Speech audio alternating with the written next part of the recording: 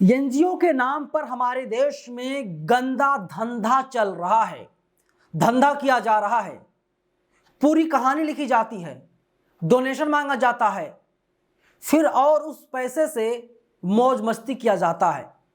और अब इसमें बहुत बुरे फंस गए हैं यूट्यूबर एल्विस यादव।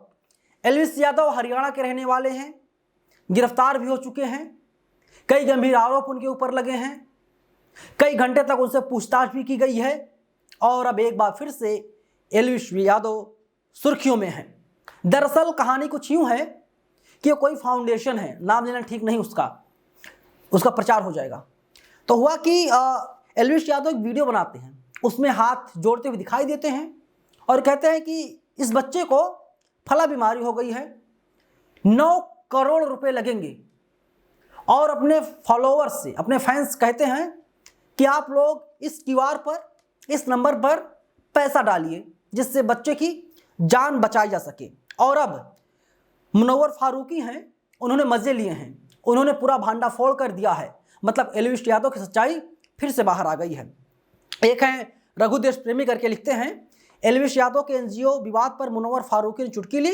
19 दिसंबर को एल्विस यादव ने सोशल मीडिया पर एक वीडियो पोस्ट किया जिसमें एक परिवार अपने बच्चे के इलाज के लिए आर्थिक मदद गुहार लगा रहा है। परिवार ने बताया कि उनका बच्चा स्पाइनल मस्कुलर एट्रोफी नाम की गंभीर बीमारी से पीड़ित है।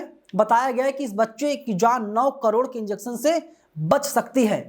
एल्विस ने अपने फॉलोअर्स से इस परिवार की मदद करने गुहार लगाई। मुनव्वर ने कहा, बड़ा खुलासा अब है, गौर कीजिए, मुनव्वर ने कहा कुछ एनजीओ और एजेंसियां सेलिब्रिटीज और इन्फ्लुएंसर को पैसे देकर भावनात्मक कंटेंट बनवाती हैं ताकि ज़्यादा से ज़्यादा डोनेशन इकट्ठा किया जा सके।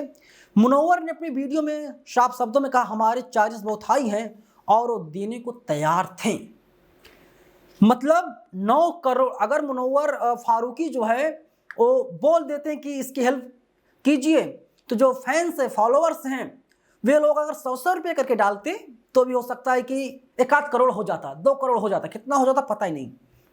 लेकिन हो सकता है कि, मुझे नहीं पता कितना लेते हैं मुनव्वर फारूकी, हो सकता है 20 लाख लेते हो, 25 लाख लेते हो, 1 करोड़ लेते हो। मतलब ये लोग देने के लिए तैयार थे।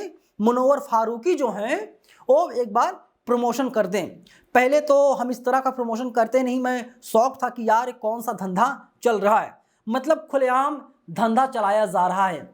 एल्विस यादव से अब कायदे से तो पूछताछ होनी चाहिए, लेकिन कहते हैं ना, सिस्टम है उनका, सिस्टम। अब हो सकता है और तगड़ा सिस्टम बन गया हो। नायब सिंह सैनी जो मुख्यमंत्री हरियाणा के, क्योंकि एल्विस यादव भी हरियाणा का रहने वाला है, तो बड़े अच्छे टर्म एंड कंडीशंस हो, तो अब कोई इनके ऊपर कोई कार्रवाई ना हो, कोई एक्शन ना लिया जाए। लेकिन फिर से एल्विस यादव बहुत बुरे फंसते हुए साफ तौर पर दिखाई दे रहे हैं।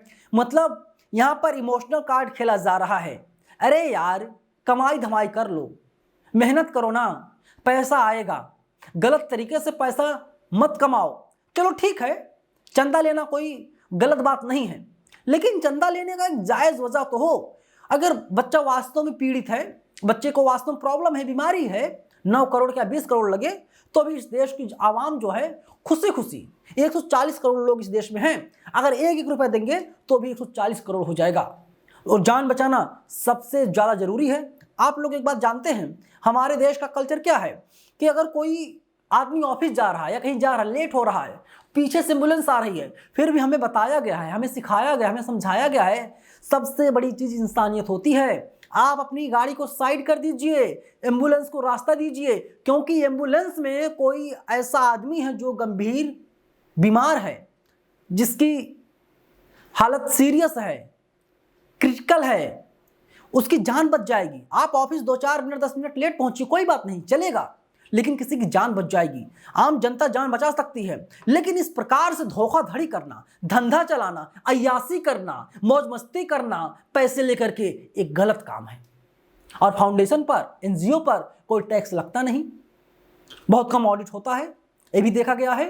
अब आप ले लीजिए, रामदेव की बात कर लीजिए, रामदेव भी ट्रस्ट बनाकर चला रहे हैं, हो सकता है बैकडोर से, हो सकता है कि बैकडोर से चंदा दे रहे हों साहेब को, जो है कि विश्व गुरु जी को, ये भी हो सकता है। लेकिन अब एल्विस यादव इस बड़े विवाद में फंस गए हैं, धंधे वाले विवाद में। अब देखना होगा कि क्या होता है आगे। आगे जो भी अपडेट आएगा हम आप तक पहुंचाएंगे। धन्यवाद।